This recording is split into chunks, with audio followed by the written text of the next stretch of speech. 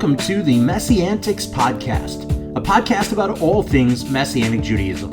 Each episode, we will be sharing our opinions as we tackle some of the biggest issues in Messianic Judaism. Now here's your hosts, Rabbis Eric, David, Jonathan, and Toby. Good day, guys, and thanks for joining us on another episode of the MessianTics podcast. We are actually down one today as Rabbi Jonathan is not with us as we record this episode. He and his family are out of town visiting family, so we will look forward to having him back with us in our next recording. But nonetheless, we want to talk about something that I think is really vital and important right now, and part of what kind of struck this to me, we're dealing with the Jewish world as a whole is still dealing with and aching in our hearts at the events that have transpired, beginning with October 7 with the Hamas attack on out of Gaza onto southern Israel and everything that's still going on there, the war that's still raging between Israel and Hamas, and in particular, what we see positive and what we see negative around the world to that regard. And I'm not even wanting us to dive into the anti-Semitism and the rising or now growing more so voice of that. But there's a whole other side of this that I think we've kind of ignored inadvertently in the Messianic movement that I think is necessary for us to delve into. And that is the reality that, for lack of a better way of wording it, this is our time to shine. Right, this is the Messianic Jewish Movement's time to shine, whether we realize it or not. And I realize that's not necessarily the best way to word it, but that's the reality.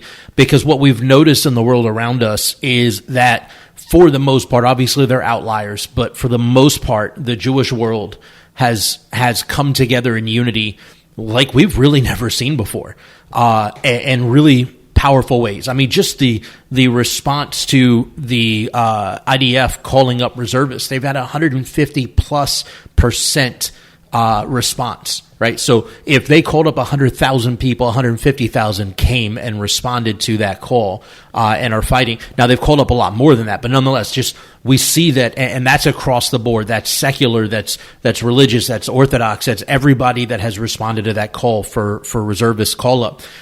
The entire Jewish world has come together in unity, obviously, again, with the exception of some outliers, has come together in unity against anti-Semitism, against the Hamas attack, and so on and so forth. And yet, for whatever reason, Messianic Judaism, who should be leading the way on unity, who should be, as we read in the scriptures, should be the head and not the tail.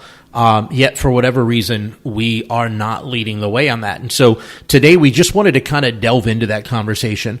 What is unity? How should it exist? What should we be doing as a movement, Messianic Judaism as a movement, to influence the greater Jewish community for the good news of Messiah, for the light of Messiah? What should we be doing to become the head and not the tail in this scenario? And how do we turn this around? We're now, a month and a half, almost 2 months. We're now 2 months into this battle. From October 7, almost 3 months, January 7 will be 3 months, right?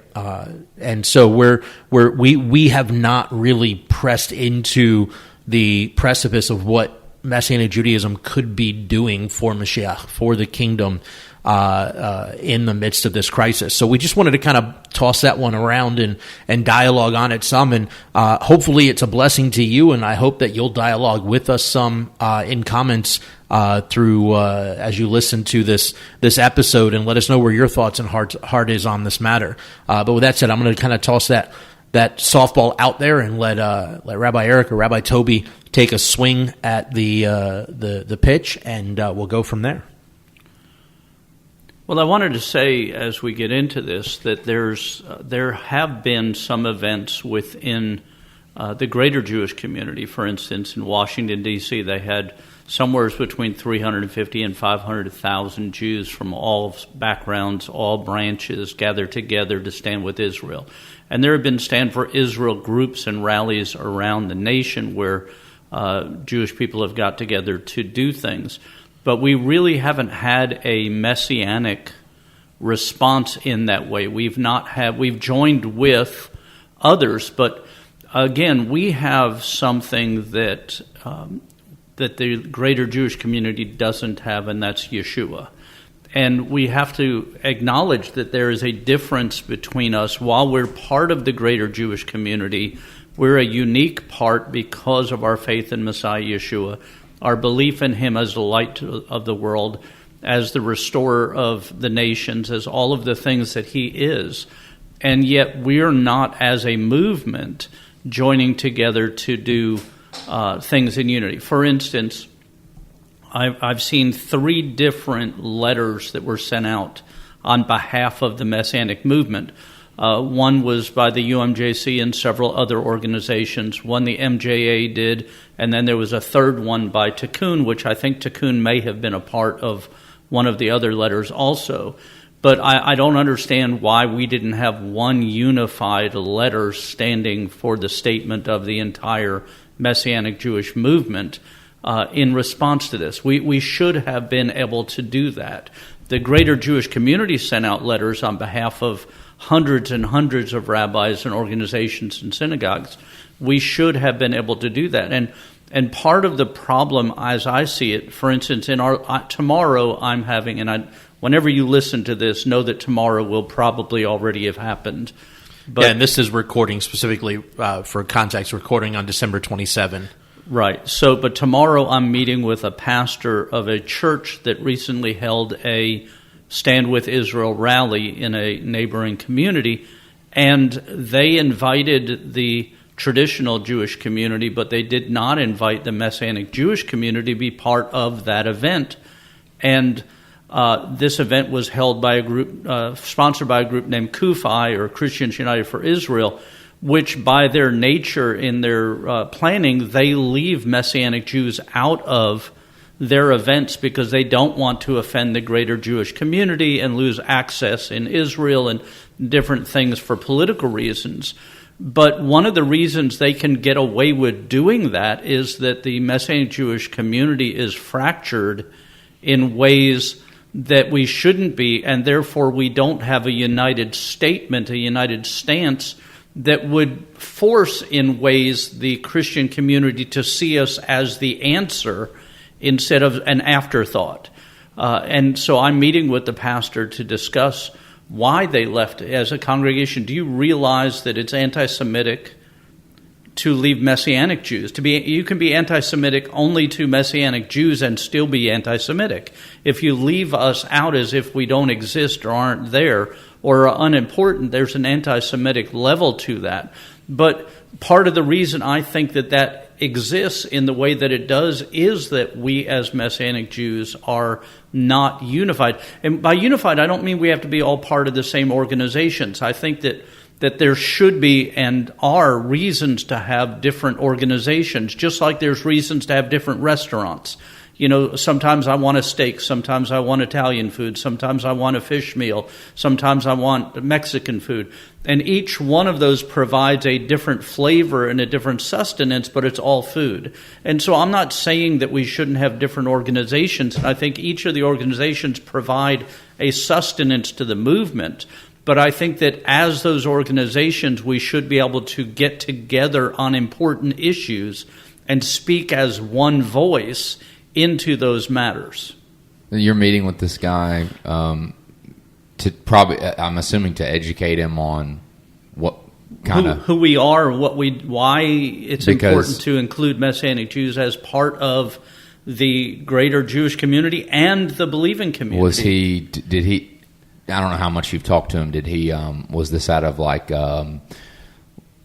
ignorance, like an innocent, like he just doesn't, I mean, because I've talked to people who are in the church that don't know what Messianic Judaism is still to this day. No, he knows who Messianic Jews are. He was part of this Kufi organization meeting, and because... So he was trying to make them comfortable. Right. Kufi will, at their events, and again, this is one of the things Messianic Jews as one voice need to speak about, is at Kufi, which is John Hagee's group, Christians United for Israel, which raises a fortune to give to Israel, but does not support Messianic Judaism, does not support Messianic works in Israel, gives their money to Orthodox ministries largely that use some of that to actually persecute Jewish believers in the land and to actively work against the Besorah. And to actively work against the good news being spoken. So there's this group called Kufi that is raising millions of dollars that's going to Israel, and I'm glad that they are supporting Israel. Please don't get me wrong. But in doing so, they're purposely leaving the Messianic Jewish ministries out. And remember when Paul was traveling to the different nations and speaking to the congregations outside of Israel, and he was collecting offerings to bring back to the poor in Israel, the people he was bringing that offering back was the believing community in Israel so that they could be sustained and be a light to the nation. It wasn't just that he was giving that money to non-believing Jewish people as these groups do. And important to this conversation, since you brought up this example, is those funds were being raised from the body of Messiah outside of Israel, which are Jews and Gentiles alike, right? And understand that what we know as the church today didn't exist yet at that point in time. So he's raising this up from what we would consider today Messianic Jewish communities, but it was Jews and Gentiles alike. That money was being given to Jewish believers, and then it was taken by Jewish believers to Jerusalem to be given from the nations to the Jewish believers in Jerusalem, who then dispersed it throughout the Jewish community, not just the believing Jews, but throughout. And so what's really important for us to understand is the work that Kufi is doing could be phenomenal.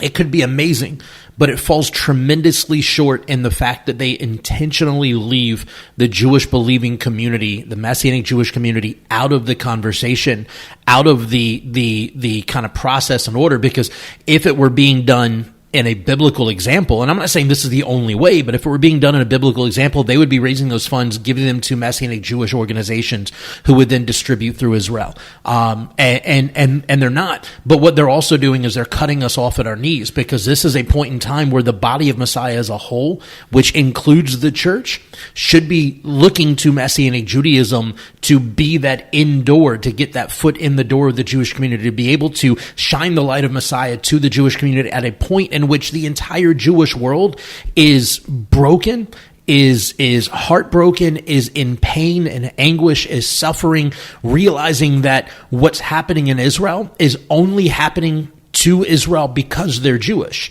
For literally no other reason. It's because they're Jewish. And we recognize, because of the response, the anti-Semitic response that has risen around the globe, that we're next. Like, Jewish people aren't safe anywhere. It doesn't matter where we are. And so this should be an opportunity where the body of Messiah should turn to Messianic Judaism and say, hey, you're the head and not the tail. How can we embolden you and participate with you in bringing the light to the Jewish community? And instead, the Kufi, which is one of the most well-known Christian organizations that support Israel, are doing the exact opposite. And I truly believe, as Rabbi Eric said, a big part of that is what we're talking about today. We have next to no unity in the Messianic Jewish Movement.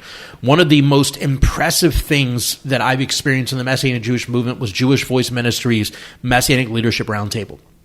And what made that successful was that it was an opportunity that wasn't on any of the organization's turf per se. It was an opportunity for all of Messianic Judaism to come together and to work together and to sow into each other, to build. And that was probably the most unified experience I've ever had in the Messianic Jewish Movement. And I've spent my whole life in this. And we don't have anything like that now. And this is the opportunity. This is the time where we should be setting aside the differences. Again, like we've said, we're not saying that the UMJC, the MJIMCS, the MJIA, the Tikkun International, all these different organizations. Yeah, we're not saying that these guys should all just like throw down everything they're doing, walk away from it, and become one super PAC type organization. But what we are saying is that we should be working with each other, not against each other, not separately.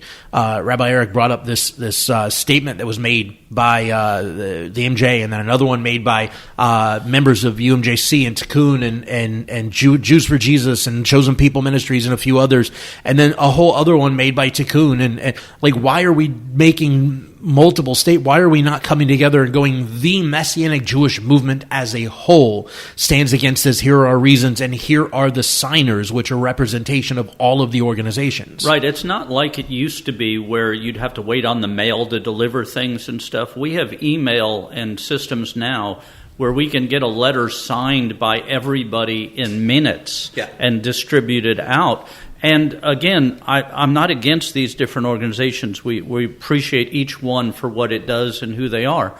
But we should be able to speak with one voice together in this way, in such a way that we become the light we're supposed to be, so that the Christian world, when they're looking for a mechanism or a way to give in Israel, they're giving through us, not so that we can control the money, but the reality is that we're supposed to be carrying the light. And if you give to the Jewish community in Israel that's not Messianic, they are not going to have the same light, the same representation, the same power, the same ruach that the Messianic community does. And so you're giving, like someone's in a dark room and you're throwing food into them. Well, it's nice that you're throwing food and clothes into them, and it's nice that they'll pick it up and find it periodically. But imagine how much more could be accomplished if you turn the light on in the room before you set the food in there, where people would see the light before they saw the food. And by the way, just as an aside, CUFI, and we did not start this episode intending to beat up on CUFI, but CUFI as an organization has a position that, thanks to John Hagee, that Jewish people do not need Messiah, that Jewish people are saved by the Abraham covenant, and that's it, that they don't need Messiah. And so when they give money through CUFI, when CUFI hands that money over, or resources or whatever it is, supplies, when they bring that to Israel and they're giving it to non-believing Jewish organizations, in essence, what they're doing is confirming their lack of need for Mashiach. And it's the body of Messiah who's called to be called to go and bring the good news of Messiah to the ends of the world, to every tribe and tongue, to every nation, to the Jew first and also to the nations, are saying, hey, here's a bunch of money, but by the way, we just want to remind you, you don't need Yeshua. Yeshua doesn't matter to you. He's our thing, not your thing. Yeah, when you give to CUFI or other groups like CUFI, in essence, you're doing the exact same thing that Rabbi Eckstein's group does, which is to collect money from Christians to give to Jews in Israel that aren't believers. And therefore, you're not sharing the good news of Messiah while you're sharing your goods. And so we're defeating part of the purpose of sharing, which is to share Yeshua, which is our primary purpose, because someone can be well-fed and lost. Someone can be safe and lost. But in order for them to be right with God, in order for them to be born again, they have to hear the message of Messiah. And again, I believe that one of the reasons that that the Christian world doesn't look to the Messianic Jewish world to be their door into Israel is because they don't see us speaking with one voice in unity about things such as this. We should have put together a strong letter unified against anti-Semitism in the colleges and on the campuses and in these cities. The Messianic Jewish community should have gotten together and written one immediately as a response, unified, speaking on behalf of the hundreds of thousands of Messianic Jewish believers and non-Jewish believers in synagogues in the United States.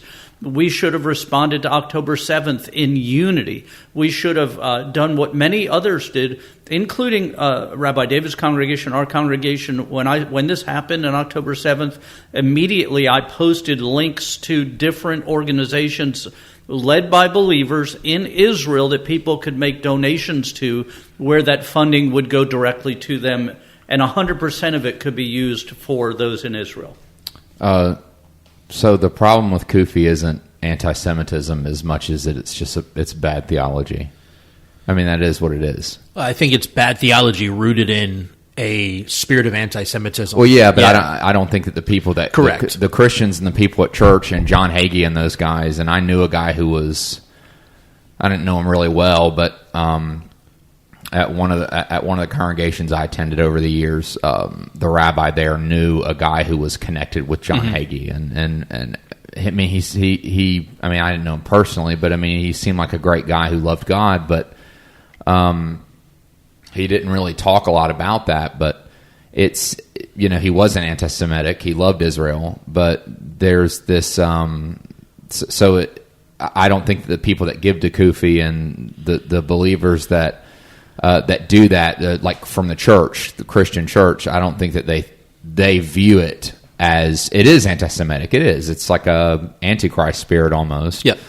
But I don't think they see it as that. But it is bad theology. I think the reason why Messianic Judaism doesn't do a good job combating stuff like Kufi and stuff, it does have to do with the lack of unity. But there's this issue that I think Messianic Judaism as a whole, whether it's MJAA or UMJC or whatever, the different organizations, but it's a cross-organizational issue. They don't know the Messianic Judaism still doesn't know what to do with its Judaism.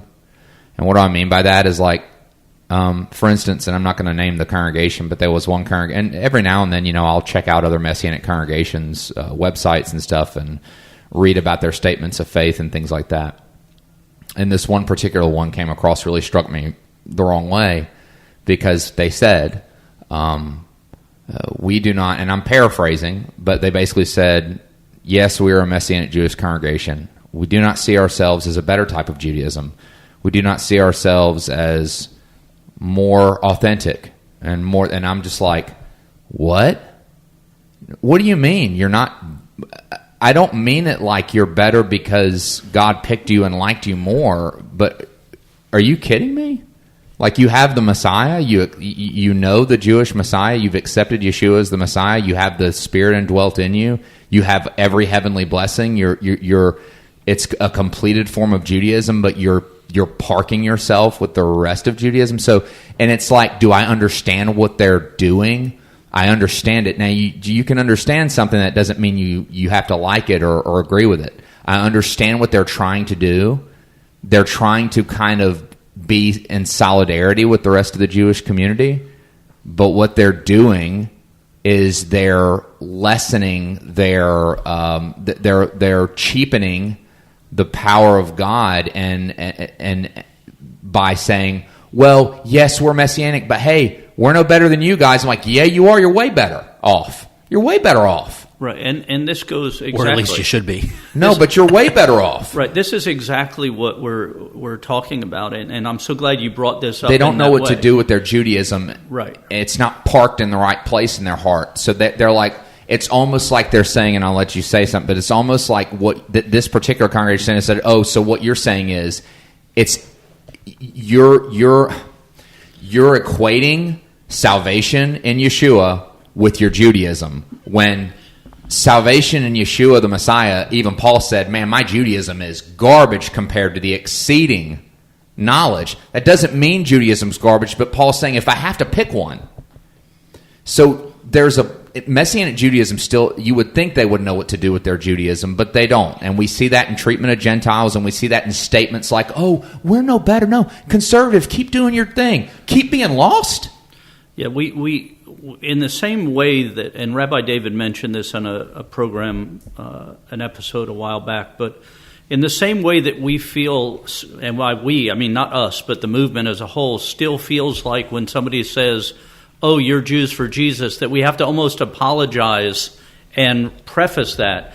Some of the people in the Messianic movement feel like almost like they have to be apologetic about the fact that we believe we're right. I'm Messianic Jewish because I believe Messianic Judaism is right, as opposed to... Yeah, Yeshua said he was the truth. Right, as opposed to conservative Judaism or Reform Judaism or even Christianity outside of Messianic Judaism.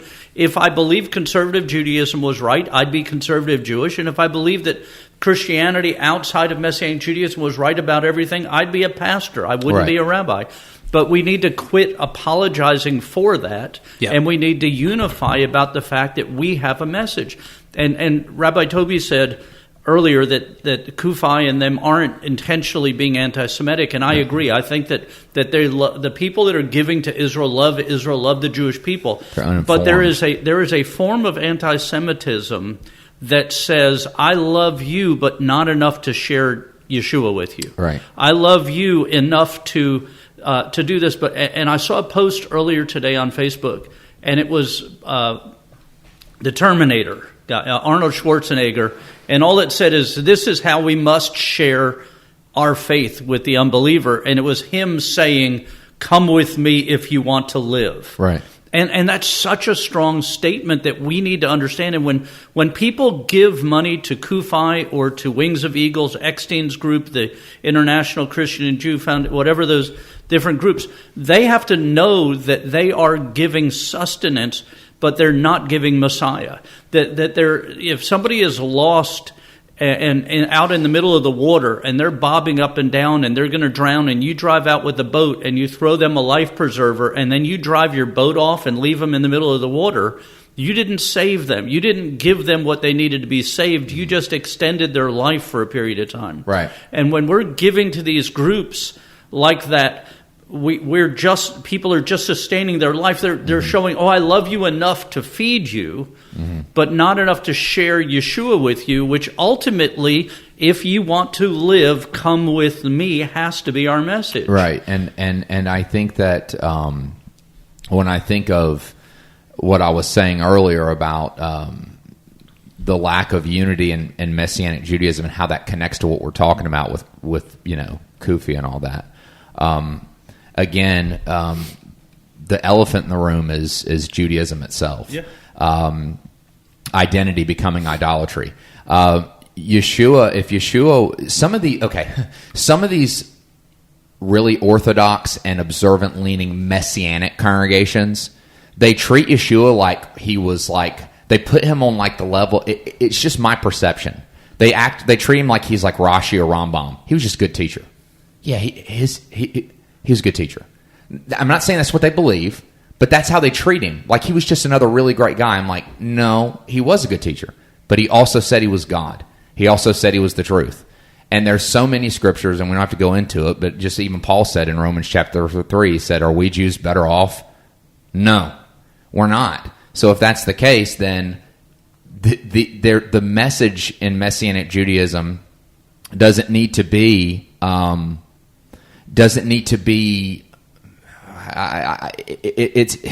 there has to be a balance of grace and truth. I feel like they just don't know what to do with the Jewish stuff. Yeah. They don't know, should we be really heavy hitting with it? Should we be hard hitting with the Judaism stuff? Should we be more charismatic? What should we do with Gentiles? And I'm like, why are we talking about, why is the conversation still what we should be doing with Gentiles? Because that's a lot of the reason why we split off from each other. It's over what we should observe, how much we should observe it, how much Jewish flavor should we have, what should we do with these Gentiles that God said would show up if we were doing the right thing. And I think that's why, and we're too busy flinging crap at each other, that over these little things that Paul said, guys, the substance is in Messiah, that the large portion of religious Jewish people that don't believe in Yeshua the Messiah, they're able to, they're getting all the airtime and stuff like that. Yeah. So, I'm sorry, I'm going to backtrack for a second. You said flinging crap at each other. It had me think the different congregation, and I'll just speak to the congregational organization, but it's the different congregational organizations, rabbinic organizations are like different cages at the zoo of monkeys, right? And if you go to the zoo, I love going to the zoo. Rabbi Toby and I were talking about this earlier. I love going to the zoo. Any zoo, I don't even care. I just love going. But you go to the primate section, and they've got cages of different types of monkeys that don't necessarily get along so well together, right? And what you end up seeing is sometimes they will do that. They'll pick up their refuse and throw it at each other through the fence. And it's kind of like, we're different types of the same thing, but we're throwing crap at each other. And the reality is, and look, I've said it several times now, I don't think that it's necessary for all these organizations shut down operation to become one giant super thing. But at the same time, I think that's the best thing we could possibly do. And I'm not saying that it's going to happen or it should happen. It will. When we're in the Messianic kingdom for all eternity, it will happen. But in the here and now, I'm not saying it has to happen, but I think that could be the best thing available to us if it did, because of the fact that what we truly need is, there are congregations that are very much more Orthodox leaning. And that is what it is. Like, if that's who you feel like God's called you as a community to be, then that's great. Do that. And there are those that are very much more like, I jokingly call them churchagogues. They're in essence church services on Saturdays with an Israeli flag somewhere, and they call themselves a Messianic synagogue. And that's fine. If that's where you are, if that's what God's called you to be, then that's great. You do you. But the reality is we don't need to be coming at each other and attacking each other because of the differences. Instead, we should look at the fact that in unity, our weaknesses that we may each carry, and we do, our weaknesses are made up in our mutual strengths, right? When CMC and Bradam do stuff together, when Maim Chaim and Bradam do stuff together, we do, our services are different, our approach to liturgy is different, our approach to worship is different, the way that we share the word is a little bit different, the way that our congregations interact are a little bit different, but when we come together at the point of, in essence, at the point of the least common denominator, right? What's the most important thing that we all agree on? Let's focus on that, and let's build from there. And so when we have these different, for instance, in the MJ or the IMCS and the UMJC, and I'm just going to talk about these two. They're the biggest congregational organizations. There are others, but I'll just talk about these two. In both the IMCS and the UMJC, there are congregations that are way more Orthodox leaning in tradition, the way they do things, and there are congregations that are way less traditional in the way they do things. But the reality is both organizations are umbrella organizations. They're fellowships. They are not denominations, which means that we don't have a baseline that we all have to do the exact same thing the exact same way. It's not like the Southern Baptist denomination, where almost every Southern Baptist church you're going to go into is going to be very similar across the board, right? It's not like that. Instead, we have room in these fellowship organizations for a representation of all of the flavors of Messianic Judaism together. And instead of us coming together in unity going, look, in your community this works and in my community this works, but when we're together, this is what matters. What we put forward to the world is the least common denominator, which is Messiah, the most important factor. Let's push forward with that and leave everything else aside so that we can be in unity and not battle each other, not be at each other's throats, not, like Rabbi Toby said, not fling our crap at each other, but instead let's straight up work in unity for Mashiach. It's really important for us to, and you said something, and I want to back it up, but you said something, Rabbi David, that you said, I don't think we all have to become one organization or one thing. I think the reality is what we need to realize is that we are one group. Yeah. Mm-hmm. We have different aspects. For instance, Jews for Jesus, more Jewish people have been led to faith in Messiah by Jews for Jesus than any other group there is, as far as my understanding, numbers-wise. And if the Messianic congregational wing would connect and say, hey, you guys are doing a great job, how can we support you so that those people that you're leading to Messiah would then come into our congregations? How do we have a symbiote relationship so that we work together? I'm not trying to be Jews for Jesus, and you don't have to try to be what we are, but we are one group. We are Messianic Judaism. Chosen Peoples has their things and different groups. And if we would just do that, and just last week, and again, this is timing this, but last week or 2 weeks ago, whenever it was, we did the Southeast Regional Conference. Everybody who goes to that conference goes to the Torah service. And everybody that I've ever talked to said the most impactful part of that conference is the Saturday morning Torah service. Now, the reason it is because you have 40-something or 50-something congregations all gathered together in unity. Different. They're all different congregations. Nobody's telling Maim Chaim to become Brit Am or any of the other congregations, but let's all get together. Let's worship as one, the one God, and get together and do something together to connect with Torah, to connect with Judaism, to connect with each other, but do it in a unified way. It is the most powerful part of the conference. And the same thing at the Messiah Conference, the same thing at the Union Conferences. When we all as different groups gather together and realize we're part of one group, that we are in essence, that Chosen Peoples and Jews for Jesus and UMJC and MJAA and UMJA and all the other different groups that make up Messianic Judaism, when we realize that we are all Messianic Judaism, and speak in that voice that we are one group serving God together internationally with our differences, that we have different jobs, different roles, different functions within the community, but we're all one, then the Christian world will start to look at us and say, this is the group that's going to lead us into this. We will become the head instead of the tail. We will become what's prophesied, and then the rest of the world will line up with us to accomplish great things and bring light to the world. But until that happens, we're not going to, till we realize that. Yeah, and the reality is that, again, least common denominator is whether you are in a Messianic Jewish congregational movement or a missional movement or whatever else, if you are part of Messianic Judaism, right? If you are a Messianic Jewish believer or a Messianic Gentile believer and you're part of Messianic Judaism, the reality is we are kind of Jews for Jesus. Right? That's the whole thing that really matters is that we believe that Jesus is Messiah, and the rest of the Jewish world doesn't yet. And this is a terrible crisis, right? The war in Israel since October 7. October 7 was the per capita the highest death rate of Jews in one day since the Holocaust, and it was solely because they're Jewish. I mean, it's a terrible reality, and it's continued on since then.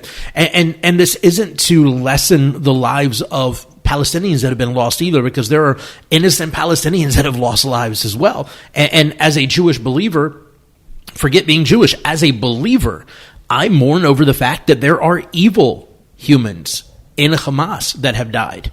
Right? They did terrible things. The stuff that they have done has been absolutely atrocious, horrid, and evil.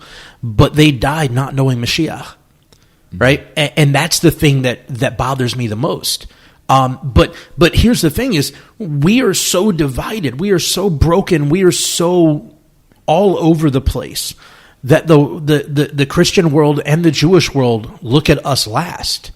Right? They're not coming to us. October 7 occurred, and the church world isn't coming to us and going, hey, Messianic Judaism, what can we do to come alongside you? What can we do to stand with your people? What can we do to participate in the restoration of Israel? What can we do to participate in supporting Israel through you, and so on? They're not coming to us to do that because they don't know us.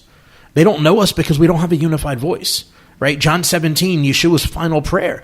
He straight up says in verse 20 to 23, I think it is, he says, I pray not for those that are with me now, talking about his disciples, but all of those that will come to know me because of their message, talking about you and I 2,000 some years later who came to faith because of the good news, the Gospels, right? That they would be one as I and the Father are one, that they would be united, and through their unity, the world would know who sent me, right? We are so broken and so divided. The MJIMCS and the UMJC have been, back and forth for years. The Tikkun and MJIA, UMJA, whatever, all these different organizations that are separate, they all exist because there were things about the UMJC or the MJIMCS that they didn't like, that they weren't happy with. And instead of going, hey, we can participate in this in unity and still do our thing in our own local autonomous congregation, but support the greater organization, support the greater unity of the movement, we create new division. And then from there, new division. And then from there, new division. And typically over things that are absolutely mundane in terms of the greater effort of what Messianic Judaism and the body of Messiah should be doing. Right? The Jewish world, when all of this happened, the Jewish world should have been able to look to Messianic Judaism as a supporting force that's united together behind them. And instead, what we've done is we have just continued to toe the party line of our distinct organizations, of our distinct differences and what have you, rather than going, you know what? And this should have been the moment. Right? Like I said it early on, this is our time to shine. This should have been the moment where we grabbed hands together. MJIMCS guys, Union guy, UMJC guys, Jews for Jesus, CPM, JVMI, all the peripheral, Tikkun, and not that Tikkun is peripheral, all of the extra organizations that have all divided off. Like, we should have all come together and held hands and said, this is our time to shine. On October 8th, every Messianic organization should have sent out an email and a letter and taken an ad out in a newspaper and been out there saying, we are the Messianic Jewish community, and here are places that you can support through us to reach people in Israel. The truth is that one of the best distribution systems in Israel for aid is the Joseph Project. It's set up with 50-something different distribution centers. We are there already. And we should have been able to just direct people to, pastors should have been ringing our phones on October 8th saying, where should I send my money? Where should I give to this? Instead of going to Kufi or Eckstein's group or any of these, they should have been ringing, every Messianic leader's phone should have been ringing off the hook, where can I give through you so that light will shine in darkness? Because this was a moment of darkness. The darker the night, the brighter the light. This should have been, as you said, our time to shine. We should have been the light in that community together, and every one of us should have had our phones ringing, our emails jammed up with people saying, where can I send? And we should have been able to say, as a people, as a group in unity, send to the Joseph Project, send to Tikkun Israel, send to here. Here are the addresses. Here's the direct links. If you want to help with this, this is the group that does that. If you want to help with this, this is the group that does that. And in unity, we should have been able to do that, and we'd have been leading the path for people to follow, instead of, here we are in almost January, and a letter got sent out today. A letter got sent out last week. We're months behind the ball on this in trying to do this in unity, and we should not be that way. No, we're months behind the ball because we weren't doing it in unity. Right. Yeah, well, I don't think that the reason for delaying, and I don't know all the reasons for the delay. I was shocked. I thought that when you were, and I'm not trying to be dramatic or making this up, but when Rabbi Eric, when you were showing these letters, I was like, oh no, this can't be about October 7th. That was 2 months ago. I mean, not that our awareness should have waned or gone down, but like statements 2 months later, like what? No, I was shocked that was going on. I don't know. So I just have to say that. But then I don't think that, and I've heard this too with things that don't have to do with things like October 7th. But I remember speaking to, years ago, I was at a congregation, and the conservative synagogue in the city would have a big Holocaust remembrance service, and they would have a Holocaust survivor come, and I said, hey. Said to my leadership, I said, why don't we do something for Yom HaShoah? And their response is, well, the conservative synagogue here in the community holds a big thing, and we don't want to take from that. I'm like, but we have the Messiah. Like, why are we taking a back seat because we don't want, what it is, okay, so you're choosing being friends with someone else and aligning with another person, then you're choosing that over the Messiah. You're choosing that over what we have to offer. You're saying that what we have to offer isn't as important because you just don't want to make the conservative synagogue mad when you do that anyway, when you talk about Yeshua. Yeah. And that's exactly why CMC does our public menorah lighting, is because we would join in with the traditional Jewish community when Chabad would do theirs. And we were coming back one day from Chabad's public menorah lighting in Mobile, and we went, why the heck are we not doing this? Like, right. We have the light of Messiah. This is the season, the festival of lights, the festival of dedication. We have the light of Messiah because of our dedication to Yeshua. Yeah. Why are we not doing this? We can do it bigger. We can do it better. And because it's our event, we can share Messiah. Yeah, go ahead. And we have non-believing Jewish people that come out all the time because they're just excited there's something Jewish happening in the area. Right. But what they don't know when they come out until they get there and they hear it is we're Messianic. Like, right. Yes, this is a Jewish thing, but we are a Messianic Jewish congregation, and we are going to share Messiah foremost and across the board. And it's been a huge blessing and it really came from that same reality. It came from that question. Well, why are we not doing this? Right, and I think that, and I guarantee you that's part of the problem. And part of the reason why Messianic Judaism shuffles its feet with certain things, because instead of looking to ourselves, we don't want to upset the greater Jewish community. Well, we're part of the Jewish community. Of course we are. We're part of the Jewish community, and we don't want to upset them. So we're gonna join in with what they're doing. I'm like, no, they should be wanting to join in because they know we exist. I mean, they know we exist. So my thing is that why are we shuffling our feet when it's like, oh, well, the blank will make a statement. This organization will make a statement. They're holding a Yom HaShoah service. They're having a Hanukkah lighting. And we'll just go to that. And I'm like, no, we can do our own and actually share the Messiah because we're better off. Yeah. Because we have the Messiah. So it's this shuffling our feet at the expense of the gospel. So what? Well, we still want to be looked at as Jews. Well, they don't look at you as Jews anyway, bro. Yeah. Your being there doesn't save the day. It's not changing their opinion any. The truth is, it's a good point. No, they look at you as like, oh, those the truth those is Christian Jews, those poor, Yeah, the truth is that all of that feet shuffling stuff doesn't accomplish what the goal is, which is to get people to look at you like you're Jewish. Whereas I have a great relationship with our local conservative rabbi, who actually has come to our synagogue with his family and is teaching with me and joint teaching things. Mm-hmm. Because I went to him the very first day I met him and sat down and said, look, I'm a Messianic Jewish rabbi, and I want every Jew in Pensacola to come to my synagogue. You're a conservative rabbi, and you want every Jew in Pensacola to come to your synagogue. And as long as we understand that that's where we are, we believe what we believe. I'm going to try to share with you. You're going to try to share with me. But I'm not going to pretend that I'm not Messianic so that you'll feel better about it. And he ended up inviting me to come to his synagogue to teach about the Messiah from a Jewish perspective with him at his synagogue, because we didn't pretend or water down who we are. We said who we were right up front.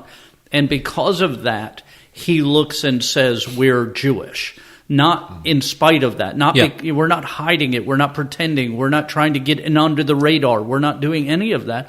And the same way with you guys. You do your public menorah lighting as the Jewish community of your city, so that people, it's not behind the door. It's not, we're trying to ease our way in. And when we realize that who we are, if we could ever realize who we are, and actually walk in that. If we would all look, if everybody in the Messianic Jewish movement, both Jewish and non-Jewish, would start to walk as who we are, in unity, not looking for differences and not even looking for similarities beyond Yeshua, but knowing that Yeshua is our similarity, and that each of us have our different roles and functions. Our congregations are different. Our worship is a little different. Our liturgy is a little different. All of those things. But our Messiah is the same. Yeah.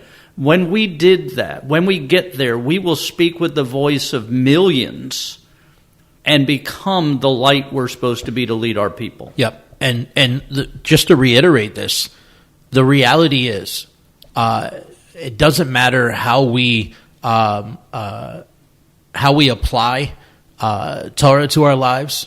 Doesn't matter how we apply Jewish tradition to our lives. It doesn't matter what level we strive to attain in terms of our obedience to Jewish practice and halakha and put the wrong emphasis on the wrong syllable. But to Jewish halakha or whatever else, none of that matters. I mean, to us personally, yes, and to our own local communities, yes. But on the grander scheme of things, the thing that we believe in as Messianic Judaism that matters the most is Yeshua, right? And when we read, especially Paul's writings, I love this about Paul. Paul makes it as clear as it can be. Well, I think it's as clear as it can be. Obviously, a lot of people get really confused by his writings, and Peter says, hey, Paul's a hard dude to understand, so don't get too crazy. But the reality is, Paul makes it very clear that we should always adhere to the least common denominator, because that's the most important factor, and that's Yeshua. I believe Yeshua is the most important piece of the puzzle in Messianic Judaism. And so I have really good relationships with Messianic Jewish congregations that are very, very church-like, and Messianic Jewish congregations that are very Orthodox-like, and Messianic Jewish congregations that fill the pendulum in between. And I have great relationships with them, not because I try to be like any of them, but because I understand that Yeshua is the most important factor of everything that we do. And if we're going to be effective for the kingdom of Messiah, Messianic Judaism has to do so by being in unity in Messiah. I mean, it's at the root of our name. We call ourselves Messianic Judaism, so Messiah must be the central focus of everything we do. And to that end, I just want to revisit, you mentioned that I said earlier, or you mentioned earlier that I'd said in the past, and I was going to bring it up, but you beat me to it, that Messianic Judaism will never be what God intends for us to be until we stop feeling the need to correct someone every time they say, oh, you're like Jews for Jesus.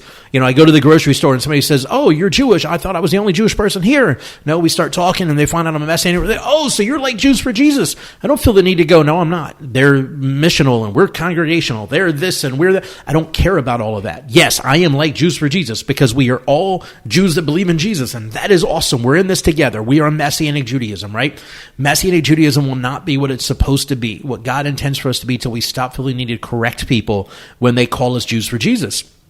And unfortunately, in the conference, the Southeast Regional, the MJA Southeast Regional Conference, in the Torah service, one of the rabbis that was speaking that morning made that statement. He was telling a story, and somebody came up to him, and he said he was a Messianic Jewish rabbi, and the guy said, oh, you're like Jews for Jesus. And he said, I then had to go through the obligatory this, they're this, and we're that, and here's why we're different, and da-da-da.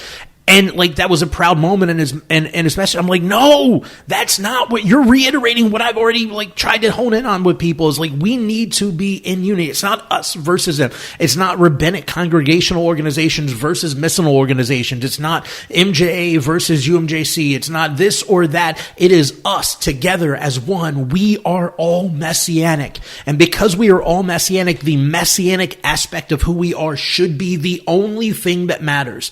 And each congregation in each city, in each area should have its own identity as is necessary by God's need or God's desire for that community, right? So the way we do things in Daphne at CMC are not necessarily going to work in Pensacola or other, we may have things that overlap that are close knit. When I was with the synagogue in New York, there was an expectation that our leadership were going to show up in, at the very least, a nice shirt and tie, but preferably in a suit or a blazer over a tie.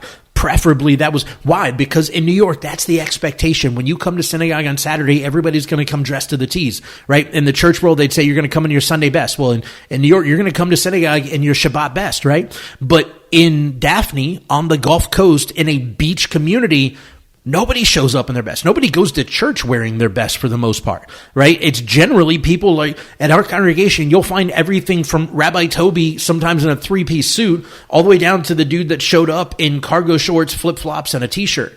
And everything in between. Right. And we don't try to be something we're not. We just try to take what God has called us to be and do that where we are. And to understand that the Messianic Jewish Movement should have the fluidity and autonomy in each congregation to allow for each congregation to be unique in their own place, but also supportive of one another, encouraging of one another, uplifting of one another, and supporting the community of believers as a whole as the head and not the tail, because Messiah is the central focus of everything we do. Yeah, Rabbi Toby said something really powerful earlier, and it was that he was quoting Paul, but he says, I count everything as dung except for Yeshua. And until we realize that our Venn diagram between the Messianic movement, the center thing that makes us all connected is Yeshua, and that everything else is what makes us different, and that's fine. But we can be unified and speak with one voice when we realize that Yeshua is our connection. It is our center of our Venn diagram that makes us all uniquely one. Yeah. And when that happens, when we realize it, it'll change everything. Yeah, it's not this... look, I'm all for And Yeshua is all for, Jewish nationalism and stuff. He's all for that, coming back and saving Israel and all that. But that's not the basis of salvation. And I think that what you just said, I'd like to hear more Messianic leaders in the UMJC and the MJAA and wherever. I'd like them to hear more. I'd like to hear more of them say things like that, like, hey, listen, I'm Jewish and I'm proud of it and I enjoy it, but if it came between my Judaism and Yeshua, I'm throwing my Judaism out. And the thing about it is that that's not on the table, though. You can be Jewish and believe in Yeshua. The Judaism's and they're almost acting like their Judaism's on the table. Like, oh yeah, and I'm like, no, it's not on the table. Like, you can have all that stuff, but you have to understand in its proper place where it ranks. Yeah, and when we're saying this, and Toby, you're absolutely right. When we say this, it's like they're afraid to say. It's like they're afraid to say. All of us at this table practice Judaism. Yeah. We all wear kippot, we all wear tzitzit, we all go to synagogue on Shabbat, we all love liturgy. We're none of us are demeaning Judaism or the aspects of observance. We all love it and it's part of who we are, but it is not our identity. Our identity is Yeshua, and everything else is how we live out that identity. And if it came, as you said, a choice between Yeshua and that identity, regardless of what it is, it's the same as when people say, I can't give up, somebody from Christianity who says, I can't give up this holiday or I can't give up that holiday. Well, I'm not telling them they have to, but if it was a choice between that and Yeshua, which one would you choose? If it was a choice between observance of a commandment and Yeshua, and it isn't a choice. It's only a choice when we make those things more important than Yeshua. Right. If it's even just as important. Or just as important. But when it becomes in the right definition, the right encounter, it's not a choice. It's not something we're asked to do.